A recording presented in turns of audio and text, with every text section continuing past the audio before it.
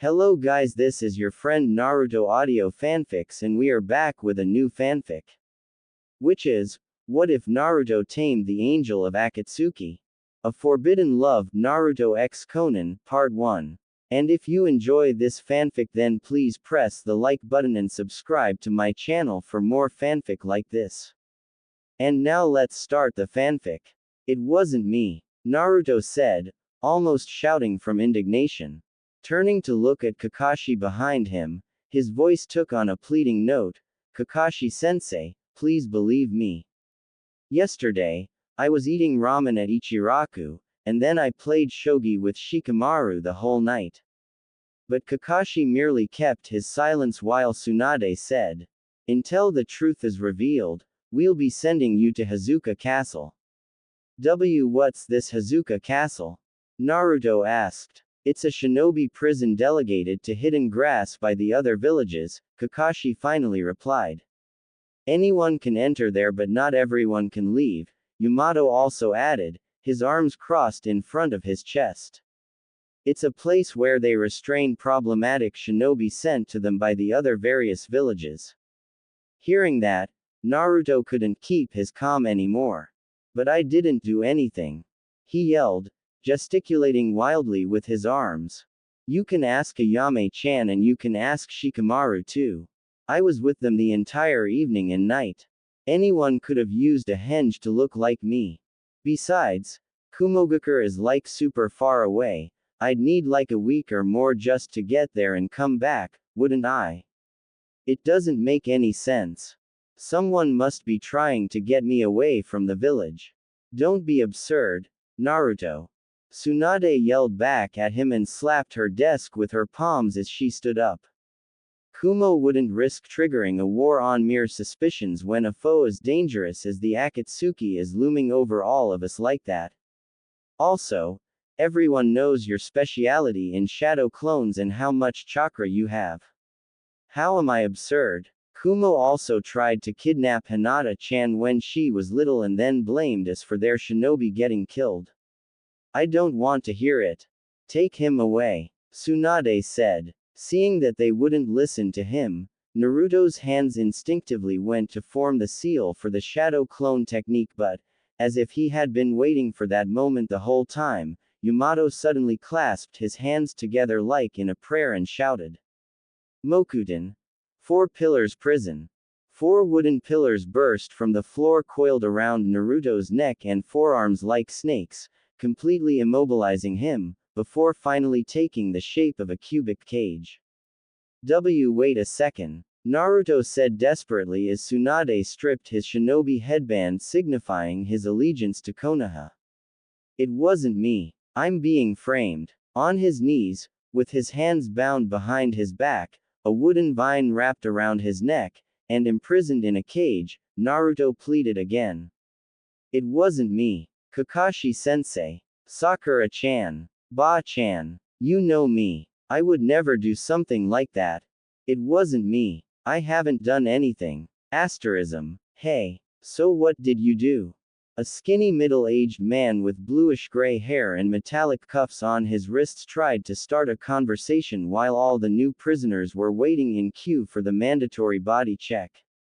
Angry from the fire seal that had been placed on him only minutes before by the leader of the prison and already on the point of exploding with anger from the injustice of having been imprisoned despite being innocent, Naruto shouted at him right away. I already said I haven't done anything, damn it.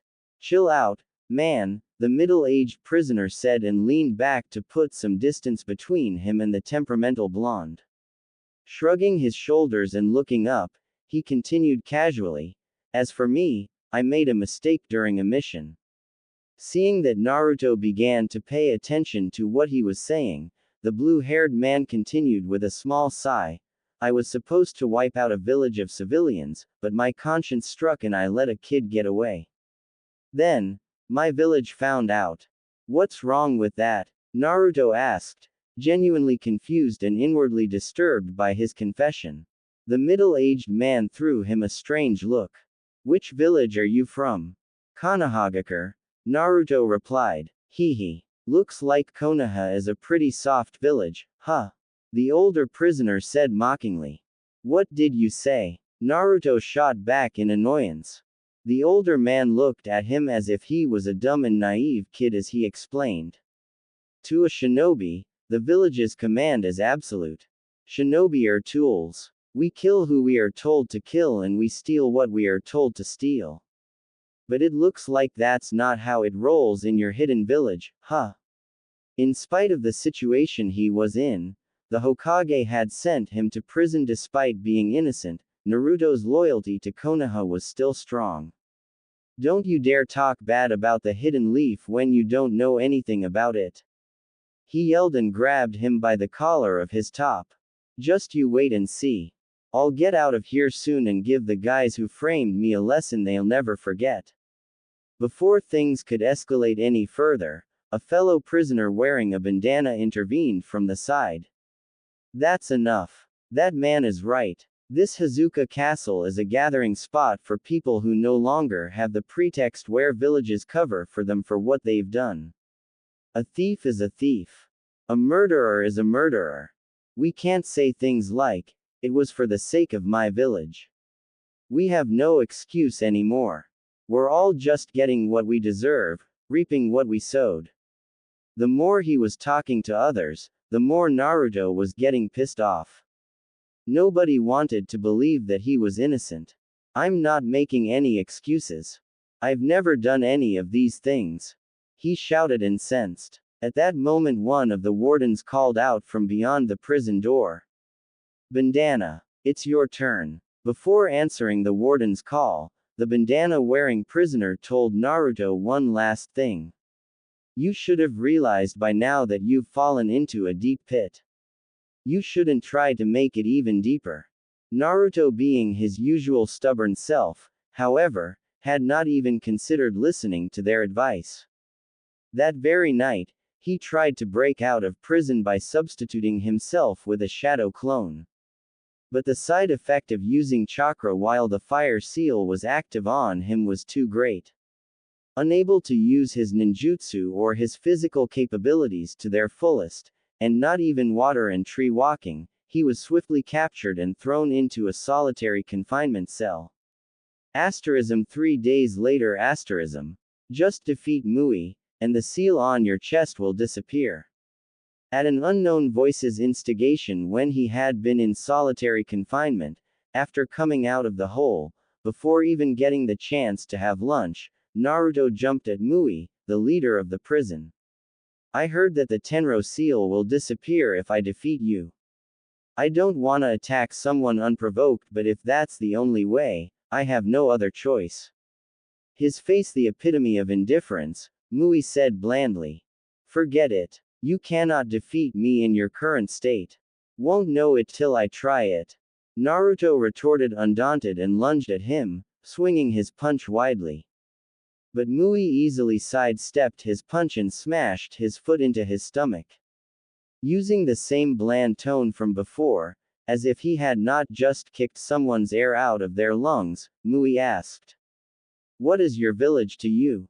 When Naruto got up and lunged at him with another wild swing of his punch, Mui kicked him in the stomach once more, sending him flying. Have you ever killed someone whom you had no resentment for, just to protect your village? Struggling to catch his breath from the painful kicks, Naruto said. Are you saying we can't protect our villages without doing that? That's right. Don't with me. Naruto screamed and tried to lunge at him again, but a fiery heat suddenly pulsed in his torso and he collapsed on his hands and his knees before he could reach his enemy. Even if you didn't do it personally, someone else had to do it. If you've never stained your hands with the blood of innocence, you've lived a fortunate life. But your fortunate life is the result of other people dying and other shinobi from your village taking care of the dirty work instead of you. Not receiving an answer from the boy who was curled up and coughing on the ground, Mui said. It hurts to even breathe, doesn't it? You must be thinking, this can't be happening. That you couldn't have been hurt that badly by a move like that. But when you fight, You will unconsciously draw on your chakra to enhance your strength and speed. And if your chakra as much as twitches, the Tenro seal gets triggered and starts burning up your body. As Naruto was sweating up a puddle from the pain of having his skin and his innards burned by the fire seal, Mui continued. Let me tell you something. No matter how much you've had to bear because of your village, they don't care at all. No matter how great you used to be, it amounts to nothing once you are no longer needed. Your struggle is pointless. You cannot escape from this prison. From the day it was founded, nobody has ever broken out of Hazuka Castle. Furthermore, even if you were to break out somehow, you no longer have a place in Konoha. As the other prison guards grabbed Naruto from his arms and started dragging him away, Mui told him a few last words. You would do well to remember that it was your Hokage that had sent you here. You were discarded just like a broken tool that is no longer needed. You had been cast out. Asterism. The punishment for breaking the rules of the prison again in such a short time was a longer sentence in the whole. This time, Naruto was sentenced to 5 days in solitary confinement instead of 3. Dull gray walls, a cold concrete floor and a square window even more narrow than his head were the only things in the cell. How could they do something like this to me? Naruto thought and punched the wall with his fist in despair. After everything I did for the village. After how many times I risked my life for them. After how many times I saved them. It was less than a month ago that the godlike leader of the Akatsuki had attacked Konoha and literally erased it off the face of the earth, turning the strongest hidden village in the world into a massive crater. Nearly 80% of Konoha's civilians and more than half of the village's shinobi force had been massacred by pain. However, not only that Naruto had put his life on the line to fight against such a fearsome enemy, but he had somehow even convinced Nagato Uzumaki to bring everyone back to life. Never in Konohagakure no Sato's history had anyone done something as incredible as that for the village. Naruto had become the hero of the leaf. Everyone had finally acknowledged his hard work, strength, and character. Yet, there he was now, only a few weeks after being hailed as a hero, framed for a crime that he had never committed and thrown into a prison famous for holding the worst shinobi criminals on the continent. The injustice of it all made him boil with anger. Not for the first time during this second stay in the hole, Mui's words resounded in his ears. Let me tell you something. No matter how much you've had to bear because of your village, they don't care at all. You were discarded just like a broken tool that is no longer needed. He closed his eyes tightly and clenched his fists. Of all the people, Tsunade had been the last he had ever expected to do something like that to him. He had looked up at her as if she was family. Naruto calling her Ba-chan was not simply to annoy her. To him, Tsunade had been almost like an auntie, or like a grandmother. Laying down on the cold concrete floor, he turned on his other side and let out a shuddering breath. 5 days in complete isolation and loneliness was not a short time for someone like him. Ever since he had become a shinobi, Naruto had hardly ever been completely alone. Even when he was not with his teammates or other friends from Konoha 11, in the worst-case scenario, he still had his shadow clones to keep him company. On some lonely days, as lame as it sounded, he would play card games with his clones or even football. But now, he was completely alone. There were no teammates, no missions, no friends, no Ichiraku, not even his shadow clones. There was nothing to distract him from his darker thoughts, nothing to take his mind away from his loneliness. There was nothing to stop him from thinking about the injustice he had been dealt at the hands of the village for which he had shed his blood and sweat numerous times. Even I can tell that hatred is spreading. I wanted to do something about it, but I don't know what. But I have faith that there will come a time when people can truly understand one another. But as his deceased mentor's words came to the front of his mind, Naruto couldn't hold in his anger anymore. What understanding each other? Understanding my. They threw me in prison without letting me defend myself. I didn't even have a trial. After all I've done for the village, they didn't even want to hear my side. After all that I've sacrificed for them. After all, he trailed off and broke into a sob. He couldn't remember when was the last time that he had cried. Damn it! Damn it all! He shouted and punched the floor repeatedly with the side of his fist. It was while he was crying that an explosion boomed from outside and the entire castle was rocked from its foundations. Greatly startled, Naruto jumped up to his feet and rushed to the tiny window in the back of his prison cell, trying to get a glimpse of what was going on.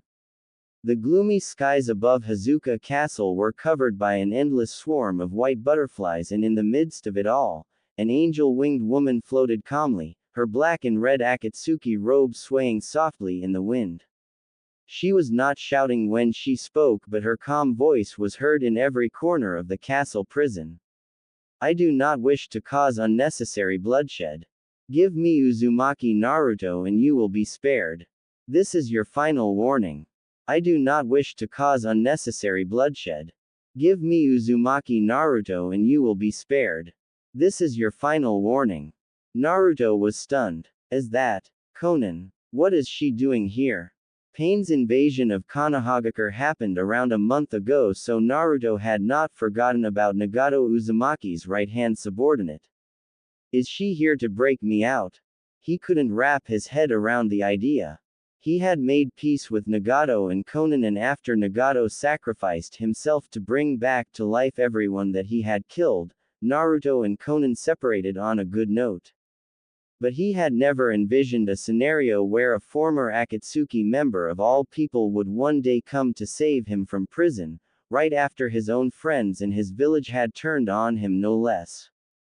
Asterism. Standing on top of the tall walls surrounding Hazuka Castle, the leader of the prison, Mui, glared at the blue-haired woman flying in the sky.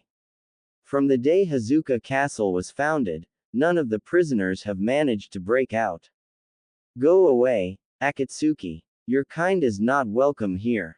The other wardens looked at their leader inwardly startled. Even after the angel-like woman had already attacked the castle, Mui still didn't retaliate.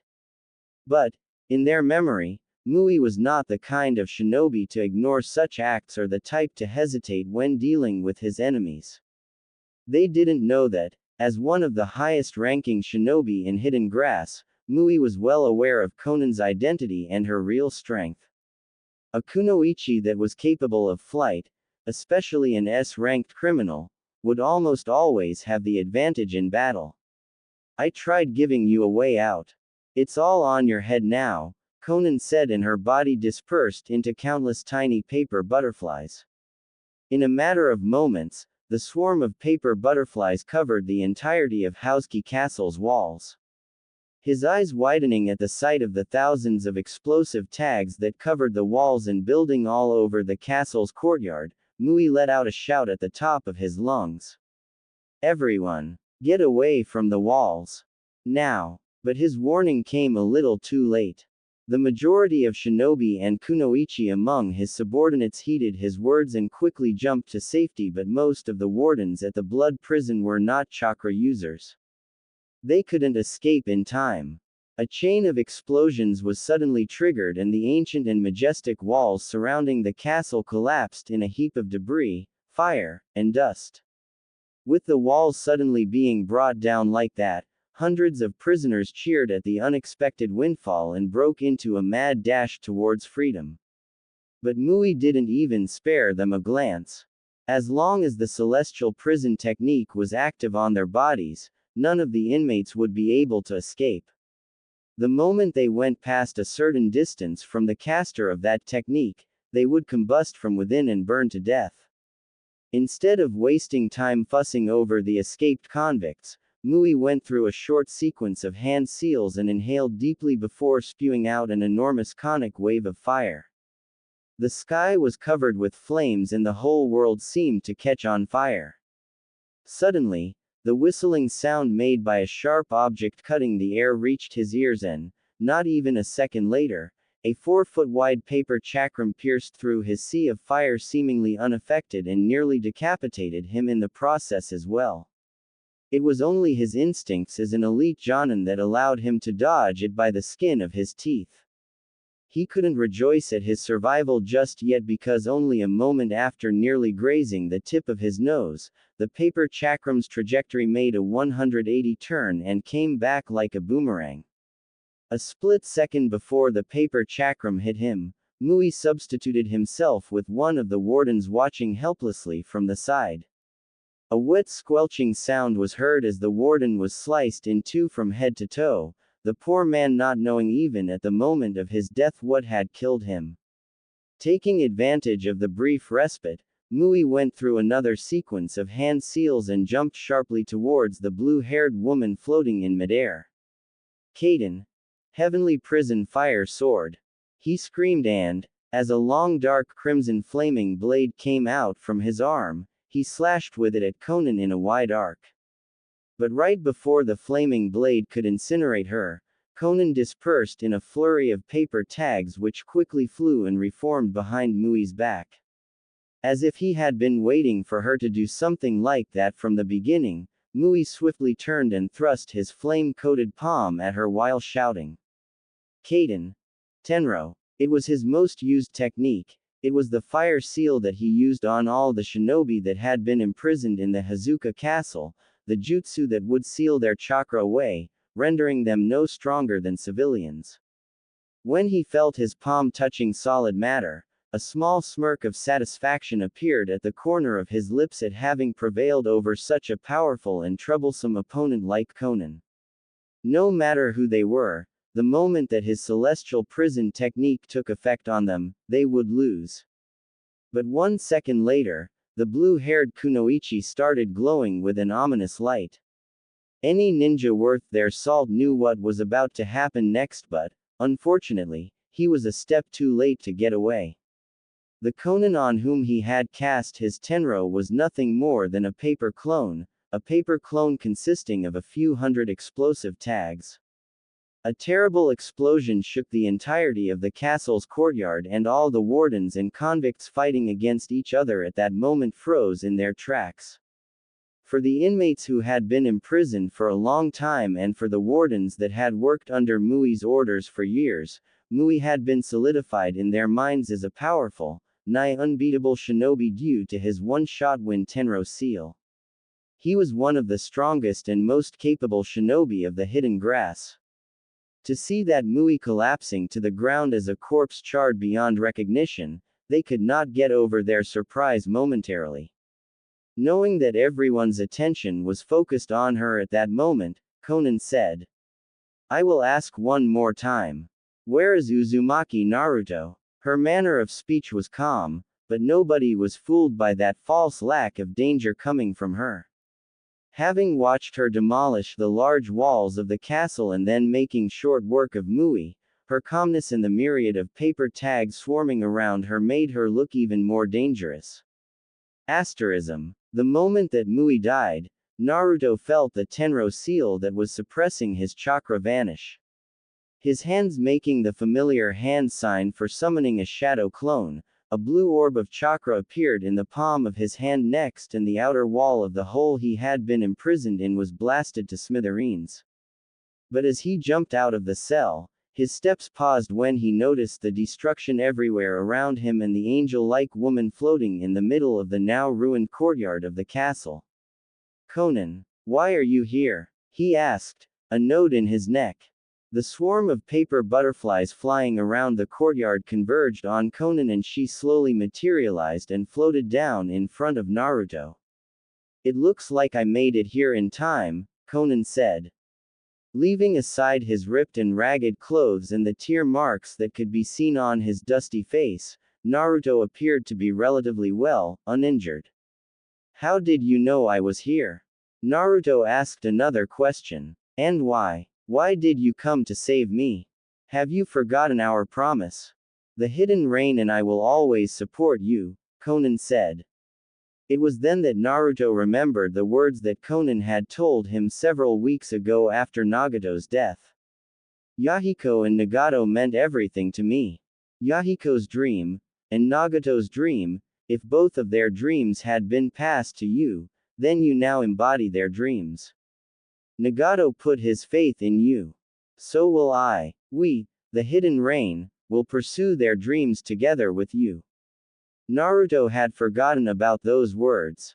In truth, he had been so busy helping with the reconstruction of the village after Pain had turned into a crater that he had not really thought a second time about Konan since then. However, it looked like Konan was a woman of her word. Her promise had not been just empty words, she had really come to help him when she caught wind of his situation. Having spent nearly 8 days in the hole, his anger at the injustice that he had suffered, the pain he felt at Konoha's betrayal, and the feeling of misery stemming from being abandoned by the ones that they had seen as his friends or even family, all those negative emotions had long since reached the point of boiling. But the more his anger was raging at Konoha, the deeper was his gratitude for the one person that had come to rescue him in his darkest hour. "Thank you," he said and looked down, unable to speak another word. The two of them sank into momentary silence, the sounds of fighting and the screams coming from their surroundings taking over instead. "Konoha had cast you out. What will you do from now on?" Konan asked eventually. That question left Naruto stumped for words for a while. I don't know. He had never imagined being in a situation like this. He had never thought about a scenario where his sensei, his Ba-chan, and his friends would turn their back on him, a world where Konoha would throw him away. Quote. After a few moments, Konan said, "We should leave first. You can decide on your future course of action after you've had time to rest and think about it with a clear head."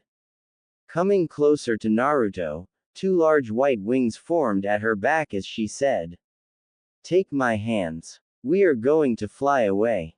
But just as Naruto and Konan clasped their hands together and were about to take off, the pavement underneath their feet cracked and a tree branch sprouted seemingly out of nowhere. It grew out at an alarming rate and it attempted to capture both of them at once, splitting in two from the middle and getting more branches as it continued to grow. Konan swiftly dispersed into a swarm of papers and Naruto jumped away just as fast as well, avoiding the wood-style technique effortlessly. Back in the hole that he had broken out of, one of Naruto's shadow clones disappeared with a popping sound and a red pigmentation appeared around the real Naruto's eyes, his pupils transforming into horizontal bars. While he had been stuck in solitary confinement, at the cost of the terrible pain that came with forcing himself to use chakra while under the effects of the Tenro seal, Naruto had created a shadow clone to slowly gather natural energy. It was going to be his ticket out of this prison, but Konan ended up coming to his rescue before he could attempt to break out a second time. Entering his sage mode, it took only a moment for all the chakra signatures in the vicinity to appear clearly in his mind's eye. While the wooden branch that had tried to entrap him and Konan had already been an obvious giveaway, his sage senses confirmed his suspicions. Beyond the smoke, fire, and dust that obscured one's visibility in the castle's courtyard, just outside the castle's collapsed walls there were over a dozen people with whom he was very close to. Or he used to. "Naruto, why are you with the Akatsuki? Get away from her as fast as you can." An overly familiar yell came from beyond the heap of debris that had once served as the castle's walls. Barely a moment after he heard that yell, a huge octopus tentacle split the air as it slapped in Konan's direction. Konan was just about to evade it by turning herself into a swarm of paper butterflies again, but Naruto unexpectedly jumped in front of her and stopped the enormous tentacle with his body, catching it in his arms. A grunt of exertion came from Naruto as he pulled on the tentacle with all the might his sage mode was capable of, and all the smoke and dust filling the air were suddenly dispersed as an enormous being was lifted in the air and slammed into the other side of the courtyard, demolishing an entire pagoda as it crashed into it. With the smoke and the dust in the courtyard dispersed by the sudden movement of the gigantic tailed beast, Naruto could finally see the appearance of the ones that attacked him. Most of them were wearing either Konoha's or Kumo's standard uniforms. Apart from the Kumogakure shinobi and kunoichi that he wasn't familiar with, Naruto easily recognized Yamato, Kakashi, Tsunade, Sakura, Team 10 and Team 8, Team Guy, Shizune and Sai. "What are you doing, Naruto?" Tsunade shouted. "Why would you attack Killer Bee? Why are you protecting that woman? That's all you have to say?" Naruto asked through gritted teeth. "You sent me here to rot in jail and that's all you have to say?" "I'm protecting her because she was the one who rescued me. She came to save me after you threw me in prison despite being innocent." He yelled at her, incensed. "Oh, would you stop whining already?" Sakura said in a fed-up voice as she stomped towards him and her fist back to smack the crap out of him, just like she always did. "Not this time, Sakura," Naruto said, not using the usual honorifics, as he caught her punch with his hand. "Let go of me, idiot!" She screamed at him and back her other fist, this time intending of using a chakra-enhanced punch to make Naruto come back to his senses. As he was currently in the sage mode, however, Naruto noticed that the rage that had been fermenting inside of him for nearly 2 weeks blew up at that moment. Before Sakura could hit him with her devastating punch, Naruto yanked her towards him from the hand that he was holding and smashed his knee into her gut, making spittle come out from her mouth. Still holding her by her right arm, he threw her violently into a nearby building, completely destroying the wall with the force of his throw. The pink-haired girl slumped on the pavement unconscious. "What is the meaning of this, Naruto?" Kakashi screamed in disbelief. "Why would you attack your comrades?" But when Naruto turned his head at him, Kakashi involuntarily tensed when he saw the slit crimson pupils in his eyes. What kind of comrades send one of their own to the worst prison on the continent without any evidence, just because some rival hidden village demanded so? Naruto shouted, his voice sounding rougher than normal, a dark tinge to it. "Naruto, this is a misunderstanding," Yamato tried to reason with him.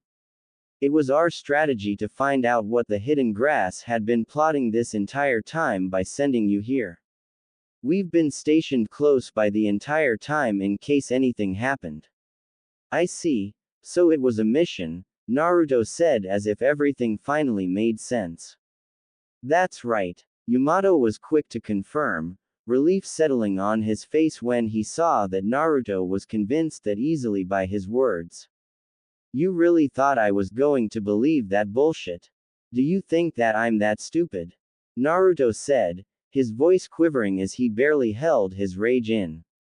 Outside of his control, the birthmarks on his cheeks thickened and darkened, the nails of his hands grew into claws and a red aura visible even to the eye appeared around his body. "He isn't lying, Naruto. It was a plan created by Konoha and Kumo together.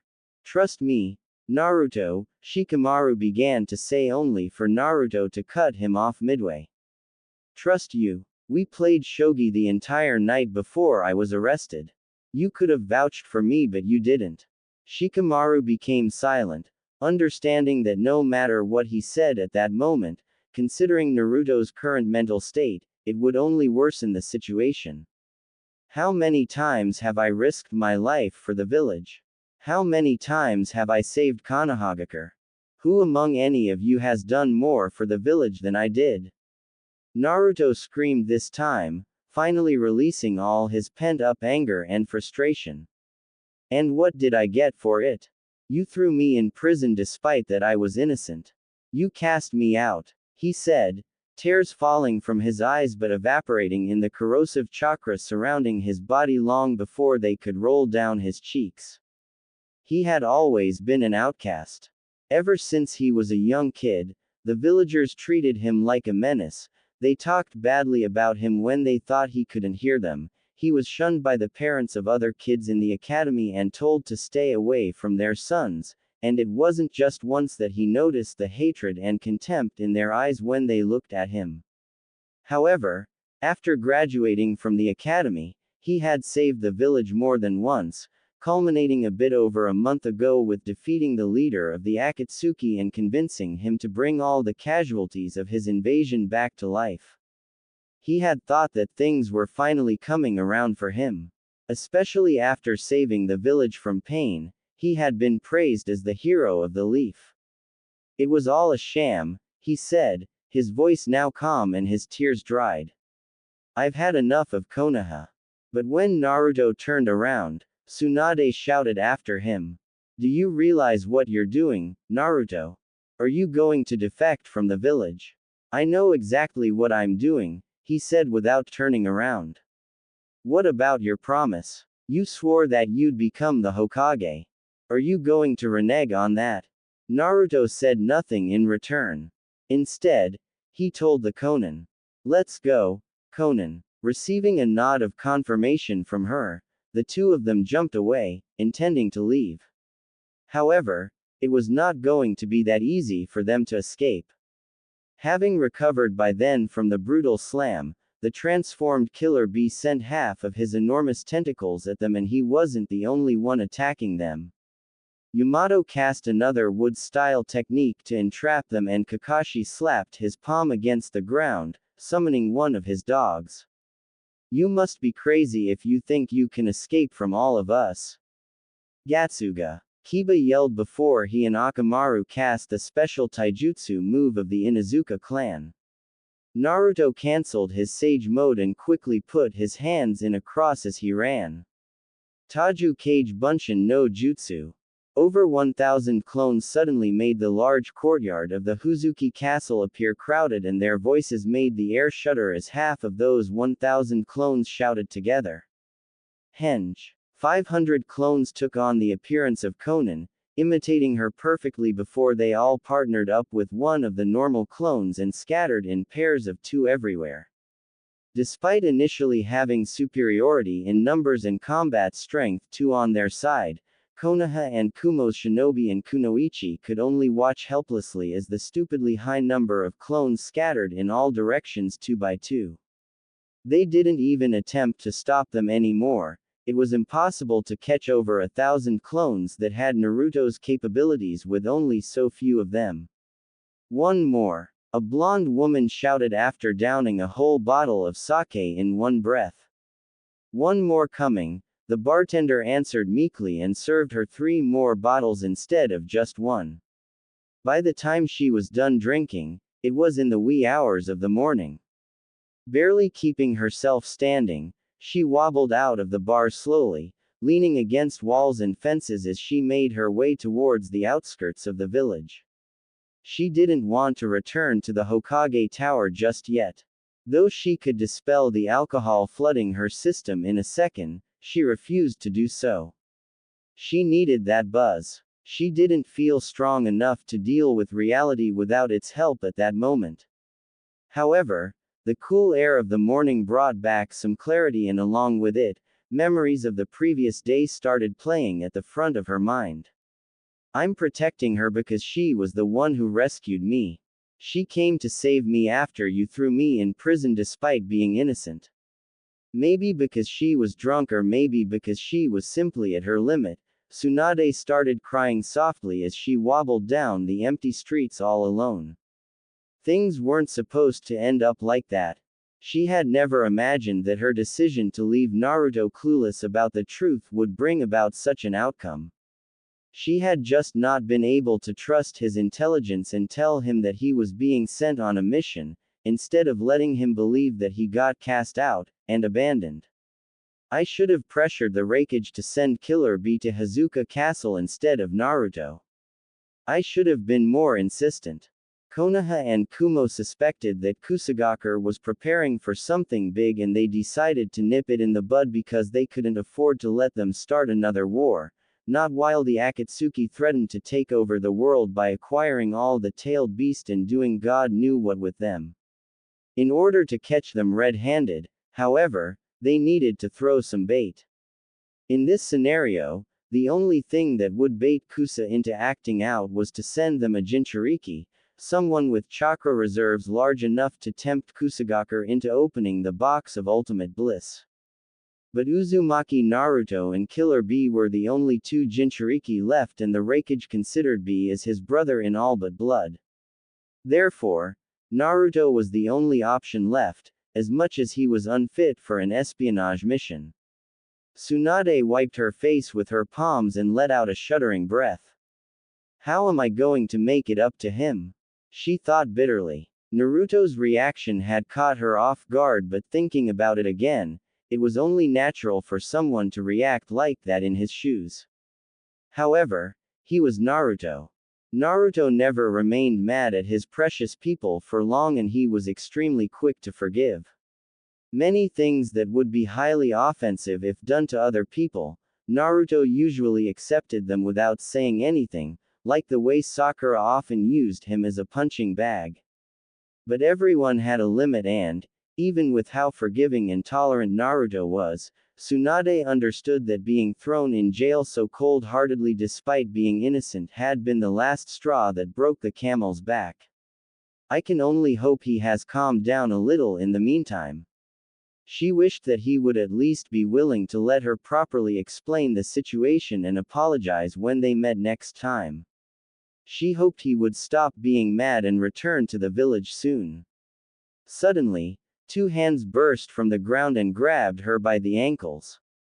Normally, someone would find it next to impossible to sneak up on her, but, as she was drunk and consumed by her thoughts of guilt, Tsunade didn't notice the chakra signature of her stalker until it was too late. This is bad. Tsunade wanted to shout, only to find out she couldn't move her mouth or any part of her body at all. In the next moment, she was covered by black lines and symbols from head to toe. It was a cursed seal. When her attacker grabbed her by the ankles, they also placed a cursed seal on her. Not even a second later, the blade of a tanto glinted in the moonlight as it slashed towards her neck. An earthly yellow haze of chakra burst out of Tsunade's body and, with an enraged scream, she broke the cursed seal's paralysis with her monstrous brute strength. With the attacker's tanto now only inches away from her neck, Tsunade unexpectedly opened her mouth and caught the blade with her teeth. The attacker was forced to give up on his weapon when she bit on the blade and shattered it as if it was made of graphite, not chakra metal. In the next moment, Tsunade's fist smashed into her enemy's chest, their body exploding into a fine red mist from her unreal strength. To think that my own Anbu would try to kill me one day, and in the middle of the village no less, Tsunade said, having recognized the white porcelain mask of the Anbu operative who used to be part of her personal guard. Your Anbu. Anbu is not yours. Anbu don't serve you, it serves the village. Tsunade heard the voice of an old man coming from behind the trees. As he stepped into the moonlight, his identity became as clear as day. The old and wrinkled face half covered by bandages, the right arm perpetually in a cast and the cane, it was Danzo Shimura. Jiraiya did tell me to be wary of you, but I've never thought you'd go as far as to try to assassinate the Hokage. Has old age made you go completely senile? Tsunade said. My mind has never been clearer, I assure you of that, Tsunade, Danzo said as he started taking out the bandages and the golden cast around his right arm. Only a madman would attempt to commit the highest treason, Tsunade said with a scoff. Highest treason? Hardly. I serve Konoha. Everything I do is for the sake of the village. Danzo said coolly. Then where were you when the leader of the Akatsuki invaded the village? Tsunade screamed at him, finally losing her patience. My slug summons were spread over the entire village, but I didn't see a glimpse of you anywhere. I died of chakra exhaustion from healing as many people as I could, and thousands of other shinobi and kunoichi lost their lives in battle while you were lurking like a coward in some god-forsaken bunker, waiting for the danger to pass. Was that also for the sake of the village, you old hypocrite? And in what way does it even benefit Konoha if I died now when the Akatsuki is trying to take over the world? Danzo was not one to let his emotions get the better of him, but Tsunade's words made his face stiffen. They had hit a sore spot. Danzo's cowardice in his youth was what had made Tobirama choose Sarutobi Hiruzen as his successor instead of him. To this very day, many decades later, it was still Danzo's biggest regret in life. It's because of the precarious future ahead of us that you need to be removed. You allowed the last Uchiha to go rogue and haven't eliminated him, or at least recovered his dujutsu even after 3 years passed. You failed in capturing the three-tailed beast. And now, you alienated Konoha's ultimate weapon, the nine-tailed Jinchuriki. You are not fit to. Danzo's words were cut short as the upper half of his body exploded like a geyser of blood and gore, the aftershocks of Tsunade's punch also mowing down several dozen trees behind him as well. I was right to not let my guard down against someone like you. Danzo's voice came from the side, greatly startling Tsunade, who had thought him dead. How is this possible? Genjutsu. Tsunade thought in disbelief. But she dismissed that thought right away. It was impossible for anyone to put her under a genjutsu. Her chakra control was too exquisite, she would have noticed the irregularity in her chakra flow instantly. Fu, keep your distance and wait for the perfect moment. Torun, you only need to touch her once. Akamichi, engage in close quarters. Everyone else, assist with ninjutsu and shuriken jutsu from mid-range. Danzo gave those commands using hand signs rather than words, and the Black Ops shinobi immediately sprung into action. Asterism. Old age really must have messed with your mental faculties, if you truly thought you could take me down with only this. Danzo had not underestimated Tsunade before starting this assassination attempt.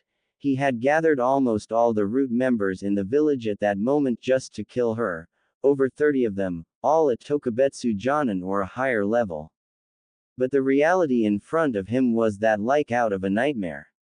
In less than 5 minutes, the slug Sanin had killed over 15 of his root in such an overly brutal and violent manner that even the slaves that he had brainwashed to serve him appeared to start showing signs of hesitance.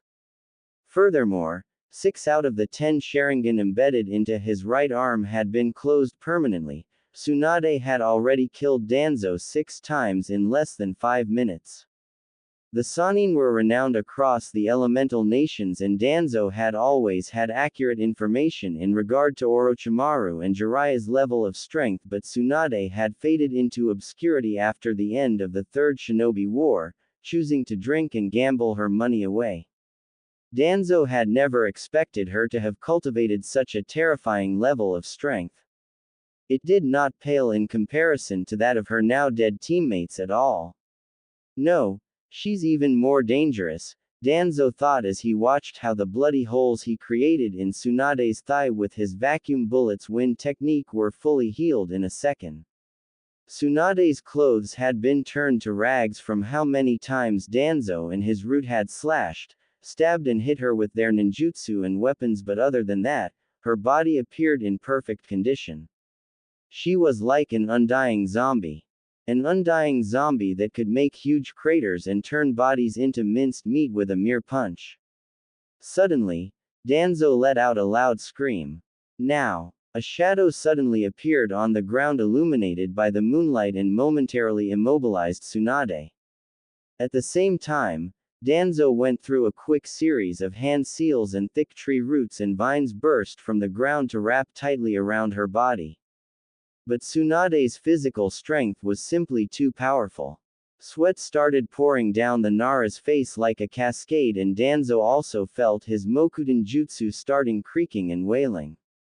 It was only a second before she broke completely free that a Yamanaka member of the root also yelled. Ninja art. Mind-body switch technique. Tsunade's body slumped a bit, but the Yamanaka shouted in a warning to his colleagues.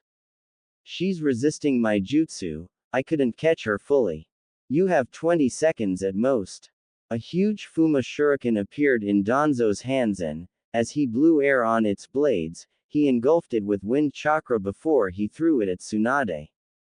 The other root shinobi and kunoichi also threw a rain of kunai and shuriken from the distance, not taking the risk of getting close to her and ending up dead when she snapped out of Yamanaka's jutsu.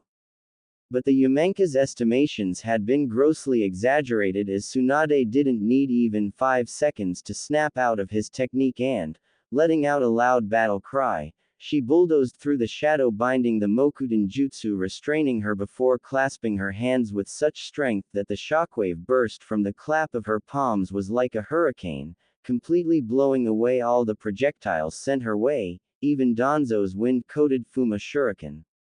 It was in the split second after she created that powerful shockwave that someone appeared at her back like a phantom, and the darkness of the night was temporarily chased away.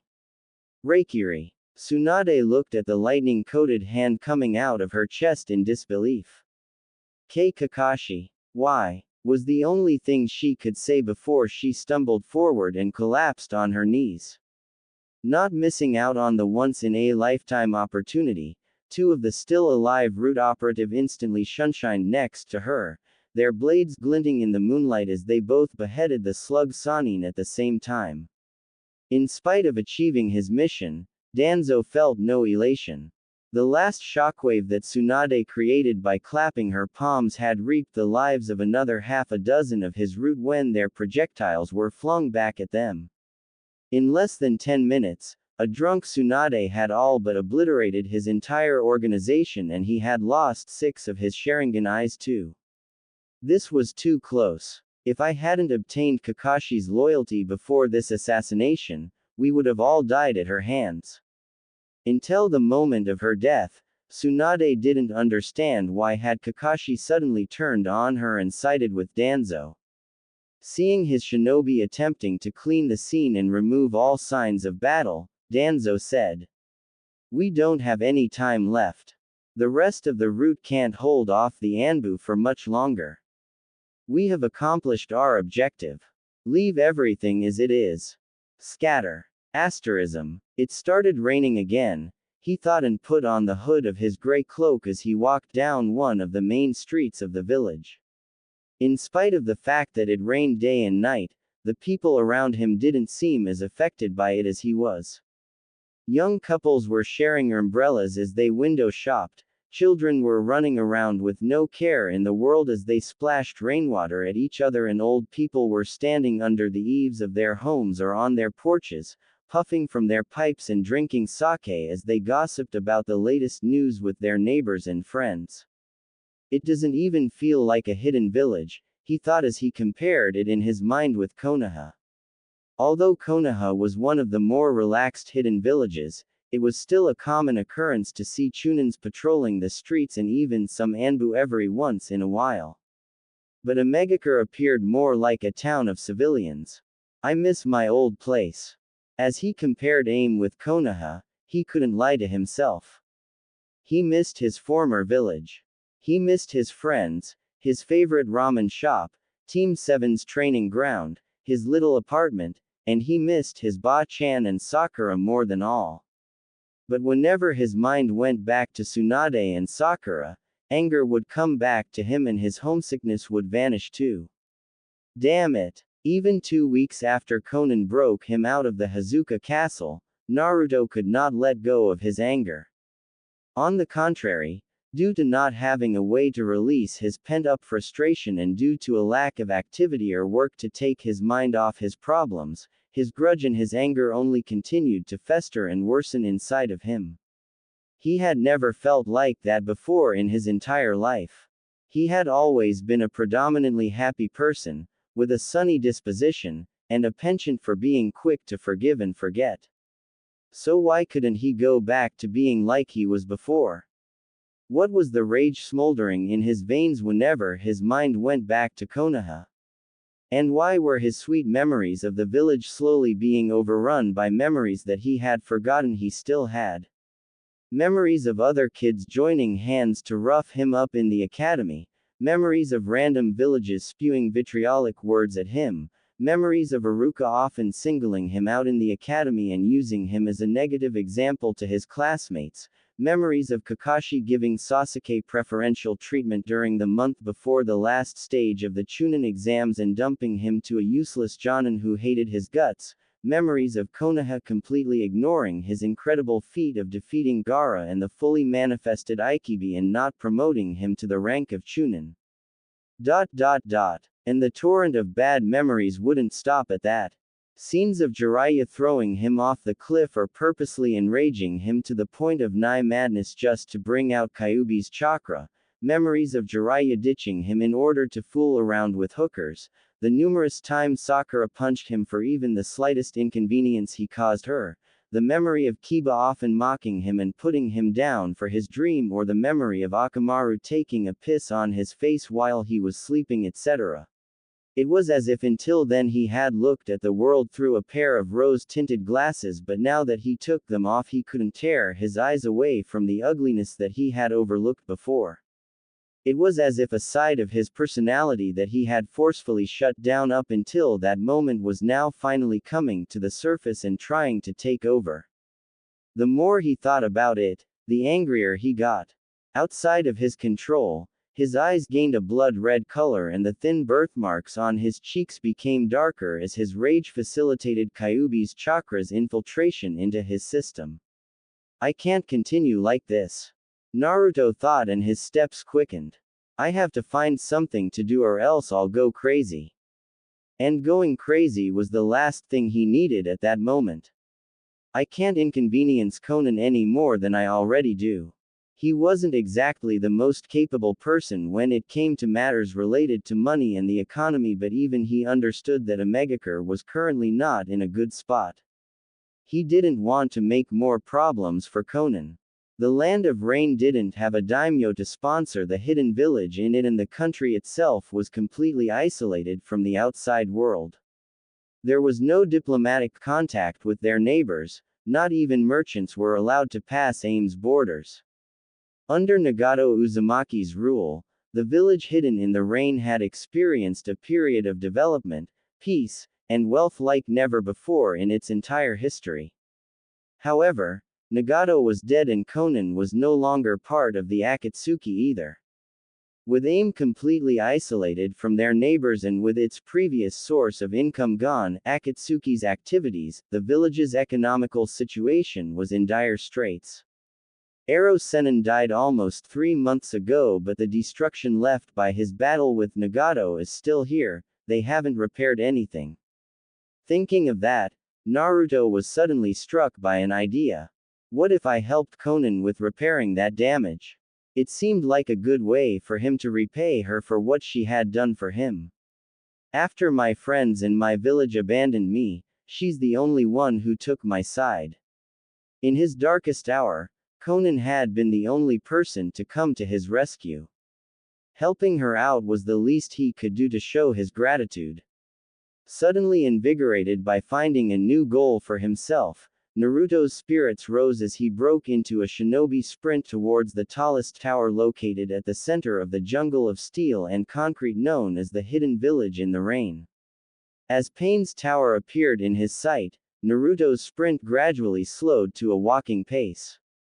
Although in Konoha he used to not care about his manners and often burst into Sandame's and Tsunade's office without even knocking, that was due to his familiarity with them. In Aim, he subconsciously restrained himself from acting like that. I need to speak to Konan.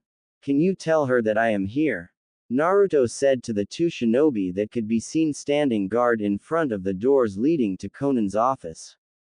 Please wait a moment, one of them replied politely and, after knocking twice on the door, he went inside to let Konan know of his arrival. Not for the first time since he arrived in Omegakure, Naruto was inwardly taken aback by people's attitude towards him. He was not used to others treating him so politely. A Megacure was completely shut off from the outside world, so there was nobody except for Konan who knew his real identity. However, everyone that was aware of the fact that he was in Konan's good graces was treating him with their utmost respect. It made him understand all the more just what kind of position Pain and Konan were holding in their subjects' hearts. Tenshi-sama agreed to your request. Please follow me, the guard said when he returned and opened the door wider for Naruto to come in. Despite how much more modern and technologically advanced a Megacure looked with its tall metallic skyscrapers and its intricate systems of pipes compared to Konoha, Konan's office didn't look much different from Hokage's office that he was familiar with. To the right of the room, there was a gray desk with rounded corners and a black leather chair, while on the opposite side, windows as large and as wide as the office itself offered a great view of the hidden village's cityscape. Hello, Naruto. Is something the matter? Is there something you need? Konan momentarily put down the piece of paper she was reading and looked up at him. At the same time, she signaled her shinobi to leave them alone. I've been thinking, is there anything I can help you with? Naruto asked. Konan adopted a pondering expression as she put her elbows on the desk and interlocked her fingers. What brought this on? Has anyone given you a hard time? No, he said quickly. Everyone is so polite that it's weird. I just wanted to do something, anything, to be of help. Seeing Konan keeping silent, he added. I saw the place where Ero Sennin and Nagato fought. I was thinking, maybe I could try to clean it up. If you had to hire someone, you'd need a few dozen of people and it'd take weeks just to move away the debris.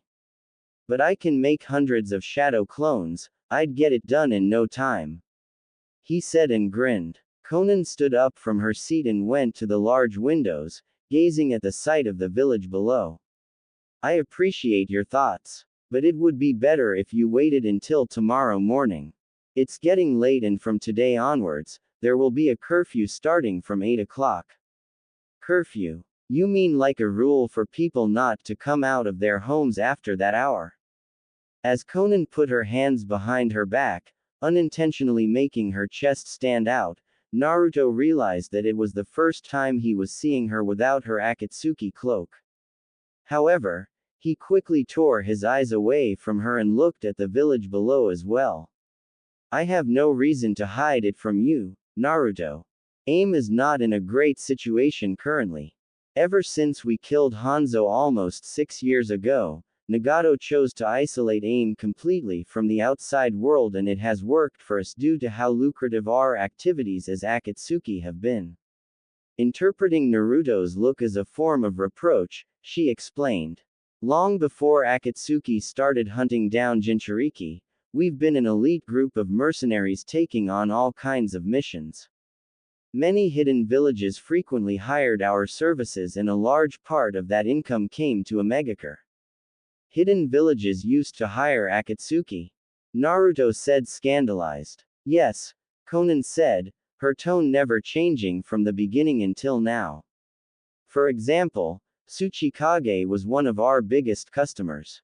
Sunagakure often employed our services as well. We've even made business with Konoha too at some point. But with Nagato dead and Akatsuki effectively disbanded, that significant source of income has disappeared. Taking Naruto's silence as a sign to continue, Konan said. We are more than self-sufficient when it comes to food, clothes, and other products necessary for our daily lives. Before the Shinobi Wars brought AIM to ruin, the Land of Rain used to be one of the biggest exporters of rice, fish, and canned food. Nevertheless, there are also things that we could never make by ourselves, such as electricity. Over the past 6 years, we have been using the deposits of coal stockpiled before, during Hanzo's reign, but those deposits are now dwindling. And not only that, we don't have the funds to buy new resources, we don't have from to buy either.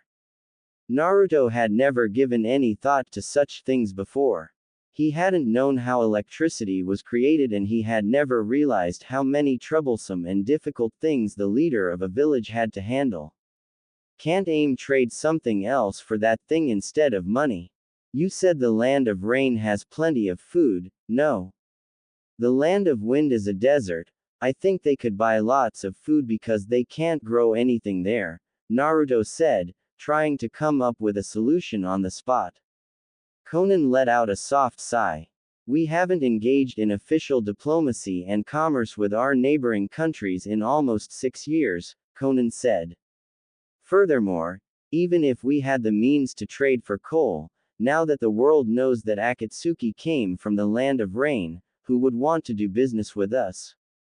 But Naruto suddenly came closer to her and said energetically, I think I can help with that. Gaara, the cage, is my friend. But, does the land of wind have coal? Konan shook her head as she said. The land of wind doesn't have coal, but they have rich reserves of natural gas and oil. But Akatsuki captured Gaara and he died.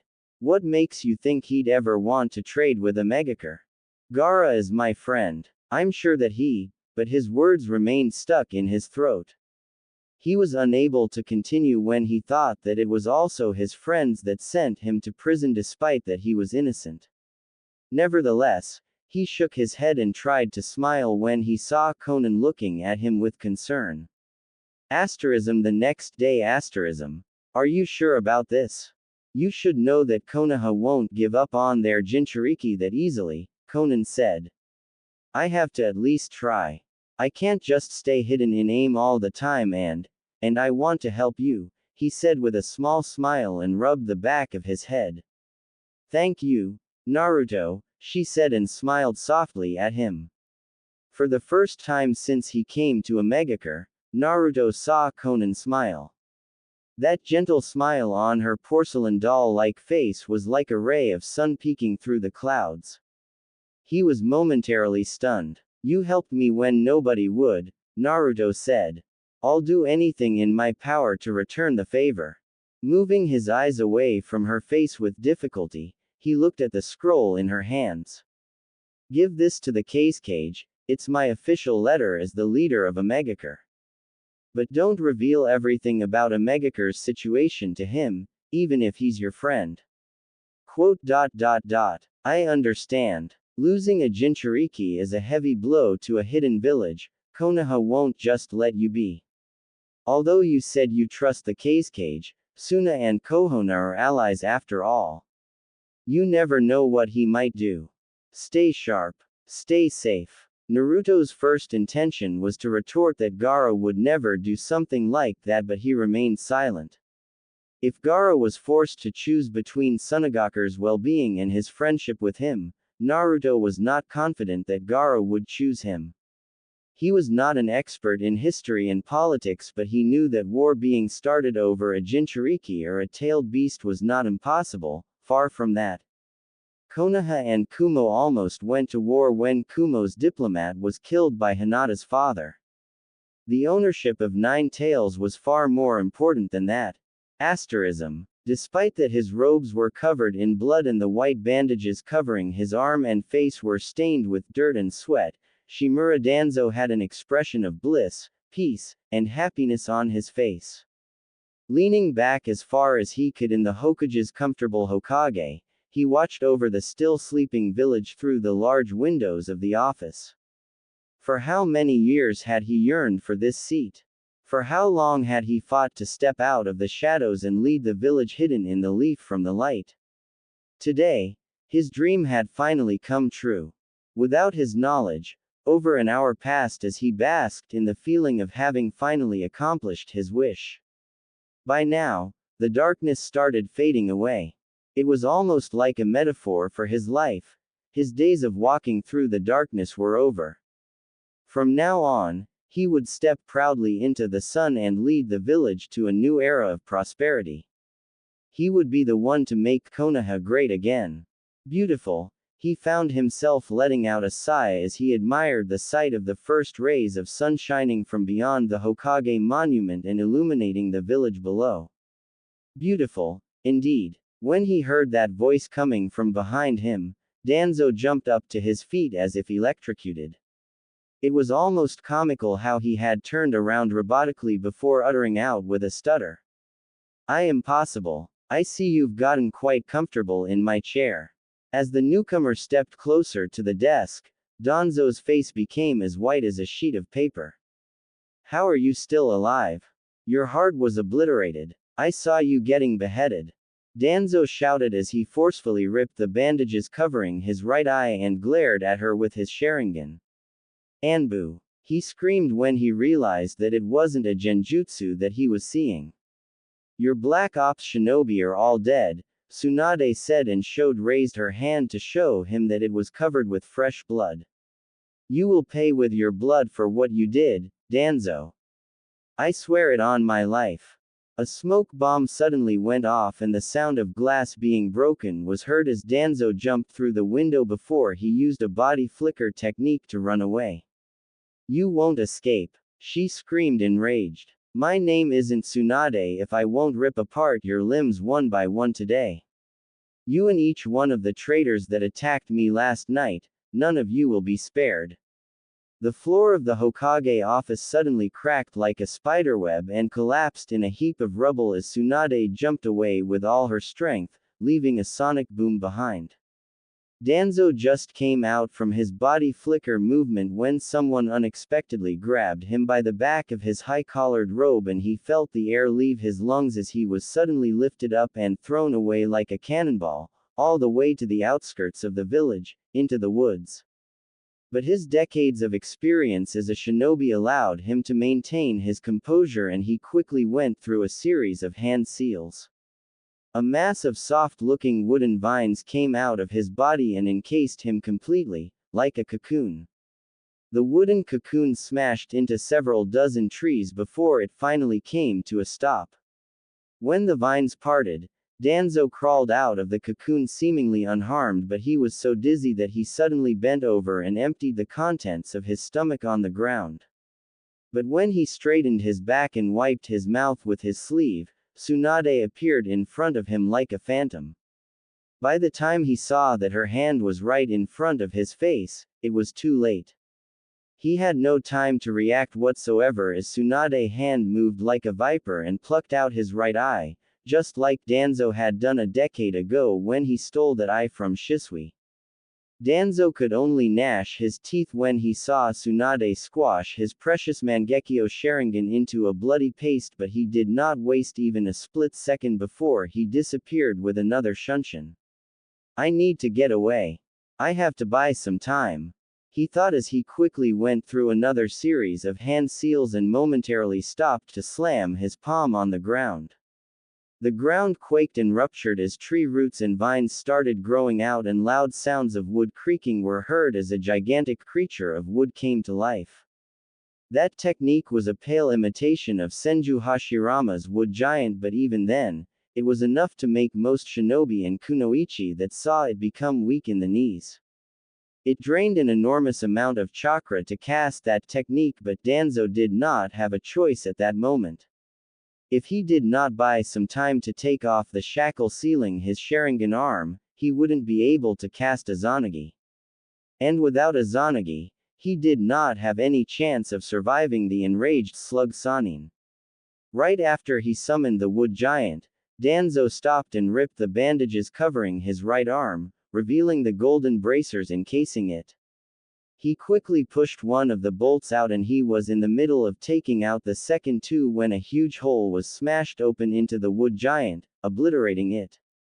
Damn it! Danzo cursed in panic as he tried to take out the third and last bolt holding the golden bracers shut.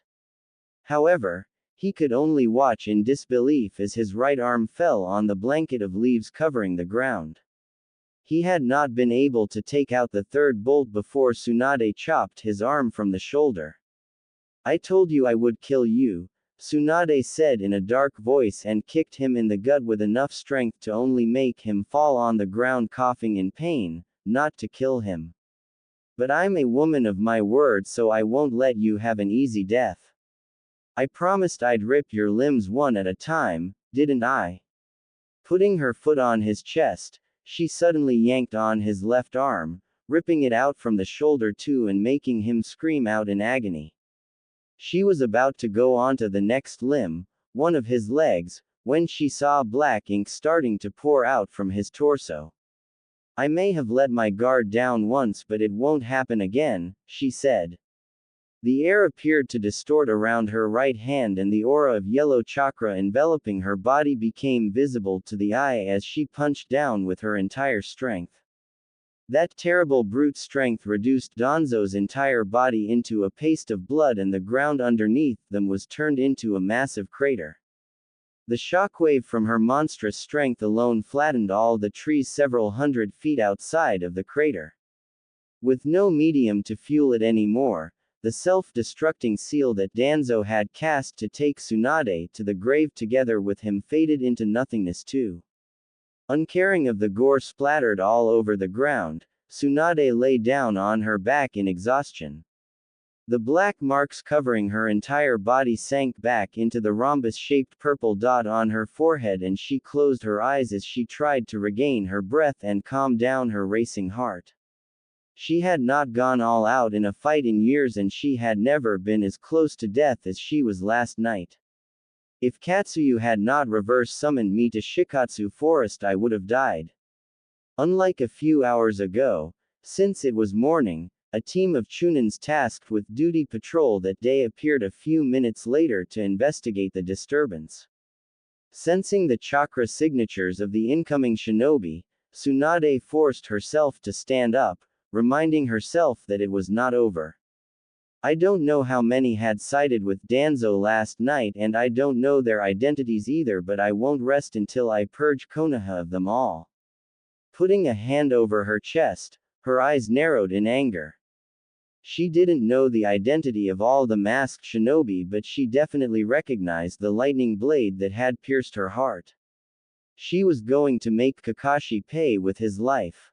The land of wind shared a border with the land of rain, but that did not mean that Naruto's trip from Omegakure to Sunagakure was short. Sunagakure was located deep into the land of wind's desert. It was only after nearly 4 days of arduous travel through the desert that he finally arrived in front of the huge sandstone walls surrounding the village hidden in the desert. Identify yourself and state your reason for entering Sunagakure, one of the Chunin guarding the entrance to the village said. All 6 Suna shinobi were looking at him with an expression of vigilance on their faces, ready to draw their weapons at any moment. After Akatsuki's attack on the village and the kidnapping of Gaara, although nearly a year had already passed, they were still cautious and suspicious of any potential threats. Naruto pulled down the hood of his gray cloak, revealing his appearance to them. I'm Uzumaki Naruto. I wish to speak with Gaara. Uzumaki Naruto, the Chunin in charge said in surprise. Although he was from a different village, Uzumaki Naruto was famous in Suna for having saved the life of their Kazekage. Furthermore, the news that Konoha had been saved from the leader of the Akatsuki by none other than Naruto had also traveled to the land of wind by now. Nowadays, he was known by them as the hero of the leaf. We need to confirm your identity. Bear with us for a moment, the Chunin said. Making a one-handed ram seal, he pointed with his other hand at Naruto and let out a low shout, Kai. It was only after they confirmed that his appearance was not a henge that they allowed him entry. Asterism. As he followed the Suna Chunin, unlike all the previous times he had visited Suna, Naruto took a good look at the village, from observing the way people were dressed and how they interacted with each other to the appearance of the streets, shops, and civilian buildings. Unlike Konoha, which was built in a fan shape with the Hokage monument as the head, or Omegakure with its skyscrapers and its grid street pattern, Sunagakure was built in a circular shape, with the Kazecage's tower at the center and 8 tall and wide walls splitting the village into 8 symmetrical parts. It looks like Suna has recovered from the attack a year ago, Naruto said while they passed by a bustling bazaar filled with people selling, buying, and haggling over prices. Yes. Kage-sama's diplomatic relationship with Konoha has done wonders for our village, the Suna shinobi said. Soon, they arrived at their destination, and after leaving Naruto in the care of Kage Tower's bodyguards, the Chunin returned to his post at the gates of the village. Asterism. Naruto. I had not expected you to come to Suna. But it's good to see you. Gaara said as he stood up from his seat and came to greet Naruto when he entered his office. Naruto found himself smiling at Gaara's warm welcome. It's good to see you too, Gaara, he said, and the two shook hands. How have you been? And how are Temari and Kankuro? Temari went on a trip to Konoha as my delegate. As for Kankuro, he is out on a mission. Naruto and Gaara had not spent that much time together, but, as Jinchuriki and his enemies turned friends, the two of them felt a connection with each other. For Gaara, in particular, Naruto was his savior. After inviting Naruto to take a seat, ever the honest and direct person, Gaara said. I heard what happened between you and Konoha. To think that there would be a day when Uzumaki Naruto, of all people, would become a rogue ninja, I could have never imagined it. The loyalty and love you had for your village was something I have not seen in many other people. And that's why their betrayal had cut all that much deeper, Naruto said curtly. Gaara took on a thinking posture as he interlocked his fingers and rested his chin on his hands. From what I understand, nobody really believed you were the culprit. From the beginning, everything was just a plan to bait Kusagaker into showing their cards and exposing their plot, said Gaara. But, as it was always the case after escaping from the Hazuka castle, every time he was reminded of how he was unjustly arrested and thrown into prison, Naruto couldn't keep his cool. The more he talked about it, the more he felt his ire rising. I find that hard to believe. And even if that was the case, why didn't anyone tell me anything? Did they really have that little trust in me? After all the times I've saved the village, after everything I sacrificed for them. Realizing that his voice was starting to resemble a shout now, Naruto suddenly stopped talking and looked to the side. After letting out a sigh, he said, never mind that. Whatever was there between me and Konoha, it's all in the past. I didn't come here to talk about them. To everyone who knew him, Uzumaki Naruto was someone who always wore his emotions on his sleeve. He laughed when he felt like laughing, he screamed when he felt like screaming, and he punched people in the face when he felt like doing that too. It was unlike him to stop his outbursts and control his emotions like that, and Gaara didn't miss that change in his behavior either. A momentary silence was instilled. I came here as a diplomat, representing the land of rain, Naruto said after a while and took out a scroll from a pouch strapped to his waist. The land of rain, Gaara said, his eyes widening in surprise. Don't tell me, Naruto, did you ally yourself with Akatsuki? I understand you don't like Konoha anymore, but is your desire for vengeance so high that you'd even go as far as to seek Akatsuki's help? They're the ones who are trying to hunt down all the Jinchuriki. The Akatsuki isn't affiliated with the Land of Rain anymore, Naruto said. Konan, Pain's former right hand, has defected. And she is the one who broke me out of Hazuka Castle. When my friends and comrades abandoned me, she was the one who took my side. Gaara stood up from his seat and put his hands behind his back as he turned around to look at the village through the small circular windows of his office. Won't you at least take a look at the message in the scroll? Naruto asked. You're putting me in a very difficult position, Naruto, Gaara said. I received word from Konoha last week that they have started sending search parties for you. And now, not only are you a rogue nin, but you've also allied yourself with one of the former Akatsuki, and all of these things happened while the 5 great nations are about to have a Kage summit a few days from now. They can send whoever they want after me, I'm not going back, Naruto said resolutely. But why are the 5 nations having a cage summit? Why else? Because of the Akatsuki, of course, Gaara said, turning around to look Naruto in the eye. The Raikage's brother was hunted down by the Akatsuki. Specifically, Uchiha Sasuke was the one who captured him.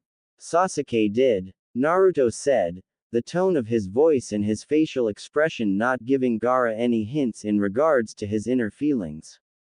Yes, he had joined the Akatsuki, and they have already hunted down all the Jinchuriki except for you. And with his brother now dead too, the Raikage is hell-bent on going to war with the Akatsuki and annihilating them all, starting with a manhunt for Uchiha Sasuke, of course. The Naruto in Gaara's memories would have reacted in a very vocal manner to that news. Gaara would not have it put past him to even leave at that exact moment and go to speak to the Raikage in person and plead for Sasuke to be spared. However, the current Naruto in front of him was silent, not showing any outward reactions. You're a lot calmer than I was expecting, Gaara said. Eventually, we all reap what we sow, was what the blonde said after a while when he realized that Gaara was waiting for him to say something. Are you not worried about him? I thought he was your best friend. I chased after him for years to bring him back to Konoha. But I have defected from the village myself. What's the point in still trying to chase him down? Naruto said and shrugged. As for being friends, I don't know about that. What do you mean? I thought I had many friends. I thought that the entirety of Konoha was my family, Naruto said. But you know as well how that worked out for me. Sasuke shoved a lightning blade into my chest, and Konoha threw me into prison. There's only so much one can take. I am only human too. With this kind of friends and family, I don't need enemies anymore. After saying that, Naruto stood up from his seat and took the scroll back from the desk. Are you leaving already? Gaara asked in surprise. I can see you don't want to talk about Omegakure. Honestly, I half expected it to go that way. Konan told me so too. After all, you were killed by the Akatsuki, and you're also the Kazekage. You've got to think about the Suna's prosperity first of all. I'll be on my way. Stay safe, Kazekage-sama, he said with a short bow and left. Gaara half raised his hand, wanting to stop him from leaving, but he gave up in the end. As much as it hurt him for Naruto to subtly tell him that he doesn't see him as a friend anymore but as the leader of a village, it was true. He was the Kazekage. He couldn't put his personal feelings and relationships before the well-being of his village. Developing a diplomatic relationship with Omegakure, Akatsuki's country of origin, and aiding a fugitive Jinchuriki like Naruto while Konoha was searching for him would not be in the best interest of Suna. Not in the least. Asterism. It was night. After an entire day of traveling through the desert, Naruto finally stopped and set up camp at the base of a cairn, a pile of rocks marking the road through the desert. The nights in the desert were very cold, so he started a fire and basked in its warmth as he ate some field rations for dinner. You're such a child. What you speak of are all fantasies. A ninja must sometimes make very harsh decisions. The words that Uchiha Itachi had spoken to him through a genjutsu in the past came to Naruto's mind as he sat down by the campfire. Sasuke had joined Akatsuki. Does that mean that one day he will come to kill me too? Naruto clenched his teeth in frustration and anger at himself as he looked back on his past actions and behavior. He could still vividly recall what Jiraiya had told him after the failed Sasuke retrieval mission a few years ago. It's not just jutsu or power. If you're a ninja, develop eyes that can make the right judgment. And if you're going to live as a ninja, become wiser. This world is no place for a fool. That's the reality. It was a rare moment of seriousness on Jiraiya's part, a rare moment when the old pervert showed the wisdom that lay underneath his degeneracy. But he had been too full of himself, claiming that he would figure out a way to bring Sasuke back even if he had to do it all alone. His power had grown immensely since 3 years ago. He had become one of the strongest shinobi in Konoha, no, one of the strongest even in the world at large. However, his mentality had not matured as fast as his power had grown. He had kept on living like an overly optimistic fool, blind and oblivious to the reality of the world he lived in. And that was also why Jiraiya's idealistic dreams had captured him so, making him believe that, one day, peace could be achieved by people understanding each other. It was only after the Hazuka Castle incident that he was finally snapped back to reality and saw the ninja world for what it truly was, a place ruled by only three things: strength, self-interest, and hatred. However, it was in this kind of twisted world that Konan kept her promise and came to his rescue. Yahiko and Nagato meant everything to me. Yahiko's dream, and Nagato's dream, if both of their dreams had been passed to you, then you now embody their dreams. Nagato put his faith in you. So will I. We, the Hidden Rain, will pursue their dreams together with you. Despite Omegakure's precarious situation and the fact that both Konoha and Akatsuki were now hunting him down, Konan still took him to aim and sheltered him. But I'm not the same person I used to be, he muttered. Real peace? I don't have an answer to that.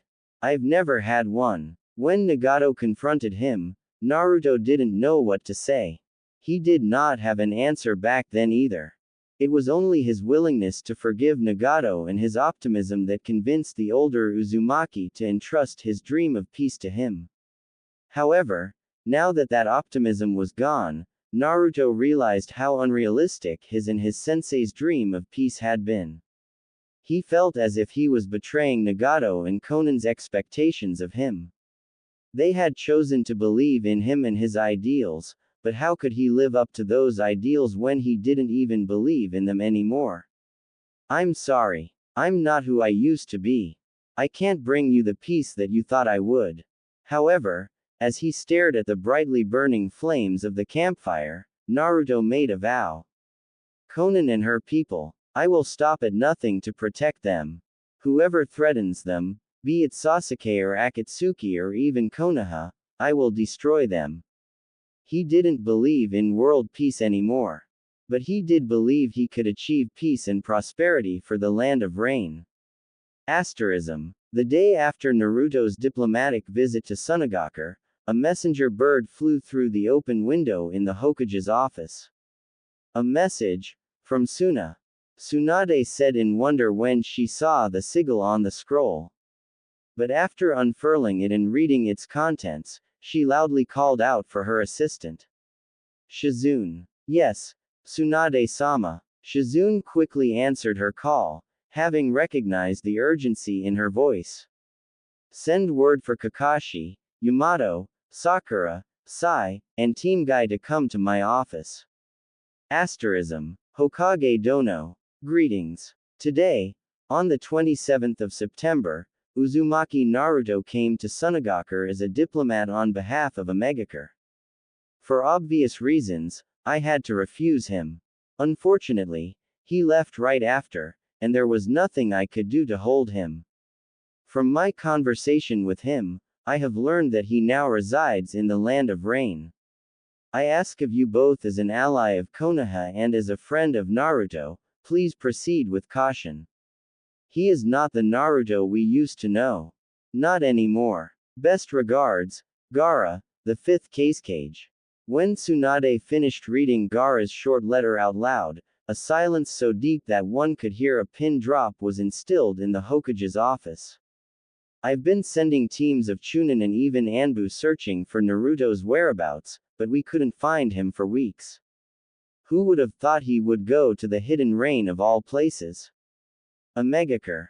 Sakura said alarmed. Isn't that the place where Akatsuki came from? Why would he go there? That's what you need to find out, Tsunade said curtly, and Sakura became silent. Everyone straightened their posture and listened intently to what she was saying. Ever since Danzo and his Black Ops organization tried to assassinate her, it appeared as though something changed at Tsunade. Unlike her easygoing and slob-like behavior from before, these days there was a sharpness in her eyes and such an intimidating pressure that even Sakura, her pupil, didn't dare to act up or ask needless questions anymore. Neji, your job in this mission is to ascertain whether Naruto has been placed under a genjutsu or not. Yes, Hokage-sama. Neji acknowledged her respectfully and bowed. Sakura. Why yes. The girl replied and stood to attention. Naruto has always had a weakness for you. Your job is to convince him to come back home peacefully. Yes. Kakashi, Guy, and Rock Lee. Should Sakura fail to convince Naruto with words, your job will be to take him back by force. Yes, Hokage-sama, the three replied seriously. Yamato, you are to support them from the side. You have my permission to use your most powerful Mokudan technique to restrain Naruto if he taps into Kyuubi's power. Understood.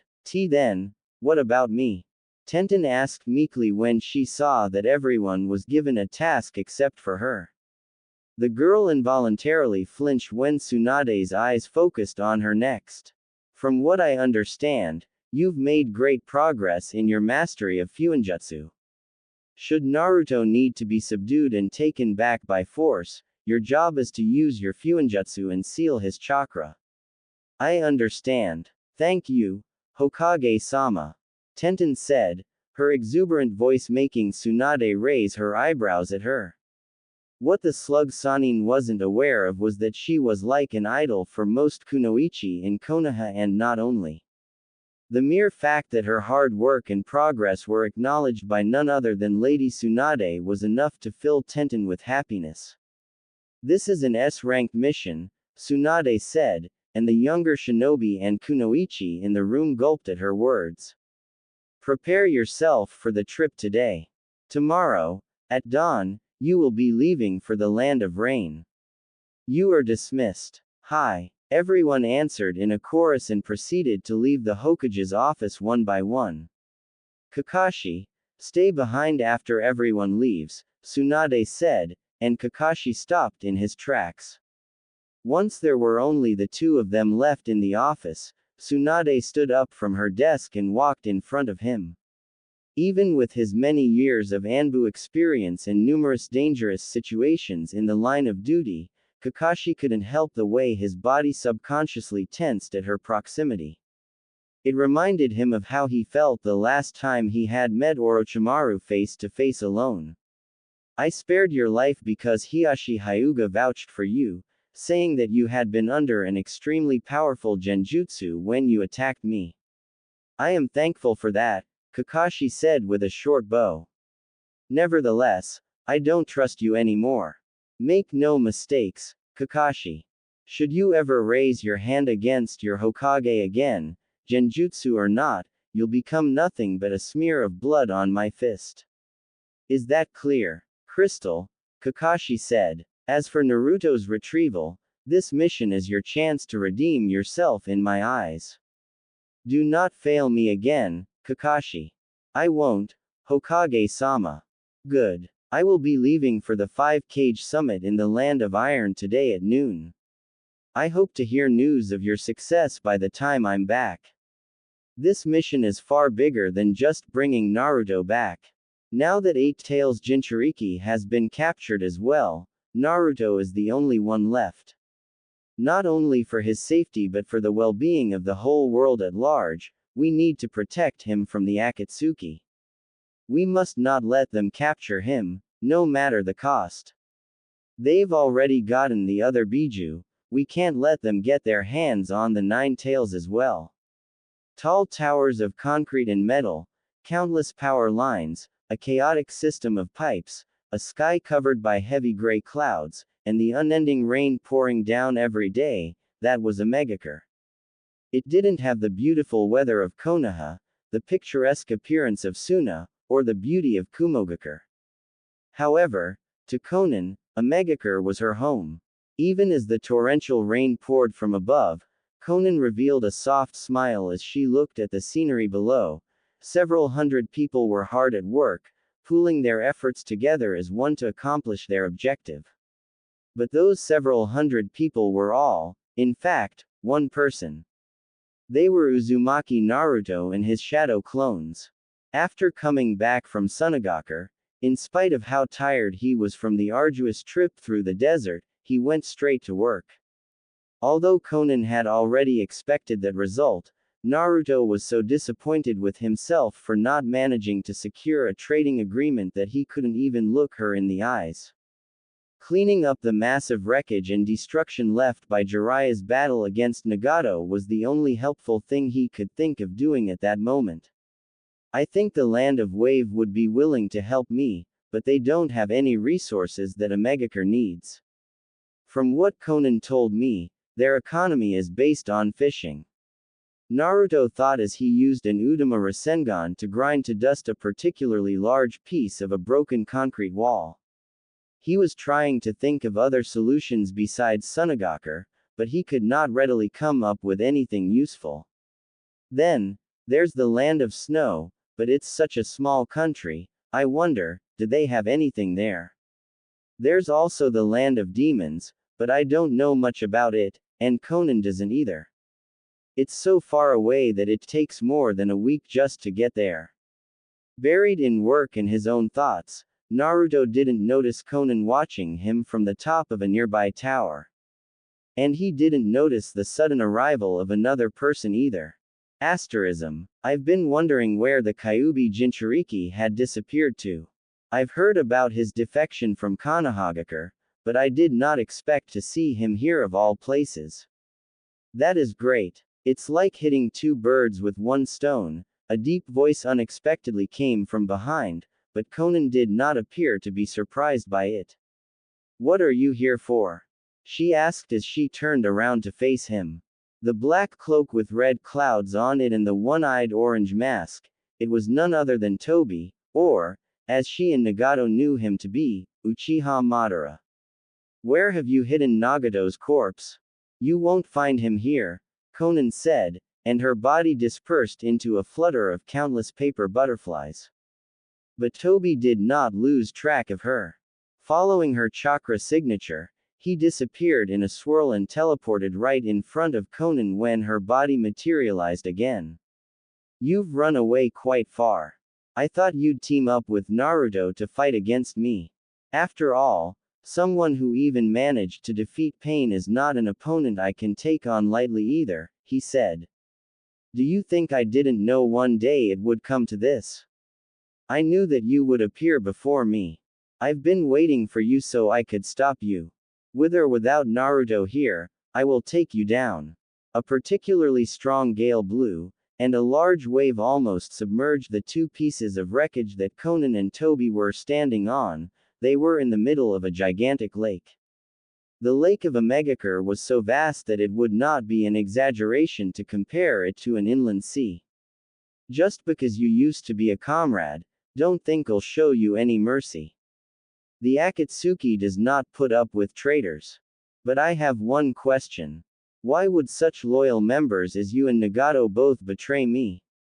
You and Nagato both approved of my Eye of the Moon plan. If you lost to Uzumaki Naruto, then it couldn't have been helped.